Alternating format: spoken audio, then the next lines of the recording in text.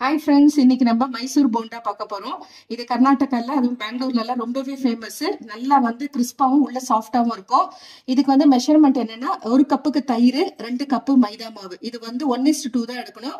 நீங்க எந்த கப்ல வேணா எடுத்துக்கோங்க. ஒரு கப்பு தயிர் எடுத்தீங்கன்னா 2 கப்புக்கு மைதா மாவு.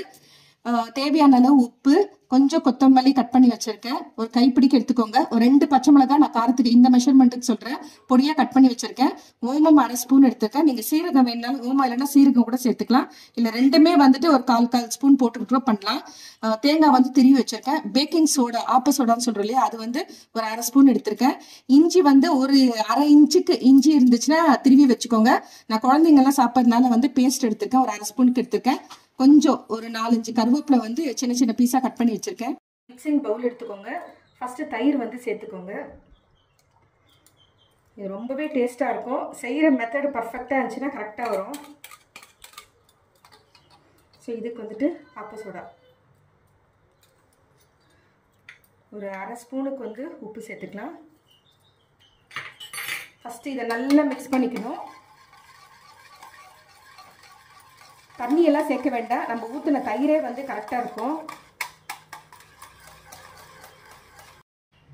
ஸோ நல்லா மிக்ஸ் பண்ணியாச்சு. இப்போ மைதா மாவு சேர்த்துக்கலாம். இதோட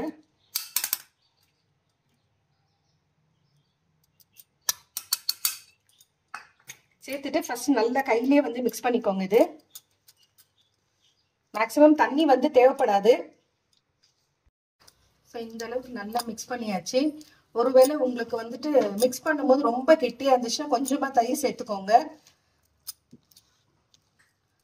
இல்ல ஜாஸ்தி ஆயிடுச்சுன்னா கூட இன்னும் கொஞ்சம் மாவு சேர்த்துக்கலாம். ஒரு ரொம்ப தண்ணி ஆயிடுச்சுன்னா கூட மேக்ஸிமம் கரெக்டா தான் வரும். அவ்வளவுதான், இப்ப கரெக்டா இருக்கு. இது நீங்க கரண்டில எல்லாம் போட்டு மிக்ஸ் பண்ண முடியாது, கை போட்டு பண்ணாதான். ஏன்னா மைதா மாவா இருக்கிறதுனால கை போட்டு பண்ணாதான் கரெக்டா வரும். இதுக்கு ஒரு கொஞ்சமா ஒரு 1/4 கப்புக்கு தேங்காய் எடுத்துருக்கேன். இஞ்சி, கருவேப்பிலை, கொத்தமல்லி, ஓமம், பச்சை மிளகாய், அது எல்லாத்தையும் சேர்த்து மிக்ஸ் பண்ணிடலாம்.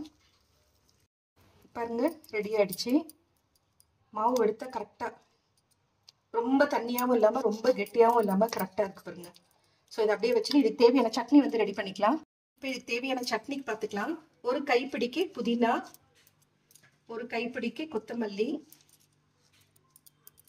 காரத்துக்கு சின்ன சின்ன மிளகாவா இருக்கு, ஒரு 4 போட்டிருக்கேன். பெருசா இருந்தா 2 சேர்த்துக்கோங்க போதும். பூண்டு ஒரு 4 எடுத்திருக்கேன். இதுக்கு தேவையான அளவு உப்பு. தண்ணி சேர்க்க போறது இல்ல. உங்களுக்கு வேணும்னா தேங்காய் போட்டு சேர்த்து அரைச்சுக்கோங்க. நான் தயிர் போட்டு இன்னைக்கு அரைக்க போறேன். நம்ம அரைக்கிற சட்னி சிக்கன் 65, சிக்கன் கபாபு அதுக்கெல்லாம் கூட தொட்டுன்னு சாப்பிட்றதுக்கு நல்லா இருக்கும். ஸோ தண்ணி சேர்க்கல, தயிர் போட்டு சேர்த்து அரைச்சிக்கலாம். நம்மளுடைய சட்னி ரெடி ஆயிடுச்சு. சூப்பரா இருக்கும் டேஸ்ட்டும். நான் சொன்ன மாதிரி சிக்கன் கபாபு, தந்தூரி சிக்கன் எல்லாத்துக்கும் கூட தொட்டுன்னு சாப்பிட்றதுக்கு அருமையா இருக்கும். இப்போ எண்ணெய் காஞ்சிருச்சு. காஞ்ச உடனே கொஞ்சம் ஃப்ளேம் கம்மி பண்ணிக்கோங்க. ஏன்னா நம்ம ஒன்னோட போடுறதுக்குள்ள தீஞ்ச மாதிரி ஆயிடும். அதுக்காக தான் இந்த மாதிரி கொஞ்சம் கொஞ்சமா எடுத்துக்கோங்க. அப்படி போட்டோன்னு விழணும். நம்ம பேக்கிங் சோடா போட்டதுனால சின்னதா போட்டா கூட நல்லா உப்பிட்டு வரும்.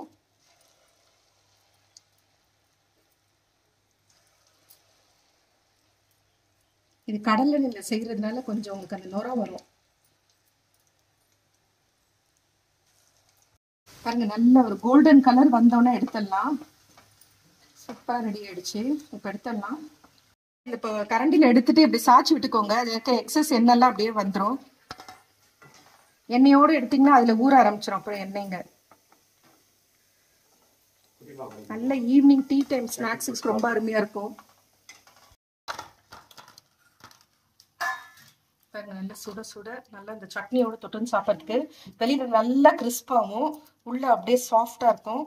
இது கொதிக்குது வேற. ஆஹா, செம்மையா இருக்கு பாருங்க. ஸோ நம்மளுடைய மைசூர் போண்டா ரெடி ஆயிடுச்சு. இதே மெத்தட்ல செய்யுங்க. இந்த வீடியோ பிடிச்சிருந்தா லைக் பண்ணுங்க. புதுசா பாக்குறவங்களா இருந்தா சப்ஸ்கிரைப் பண்ணுங்க. மறக்காம பெல் ஐக்கானை பிரஸ் பண்ணுங்க. அப்பதான் நான் போடுற வீடியோ உடனுக்குடன் நோட்டிபிகேஷன் வரும். Thank you friends. Take care. Bye bye.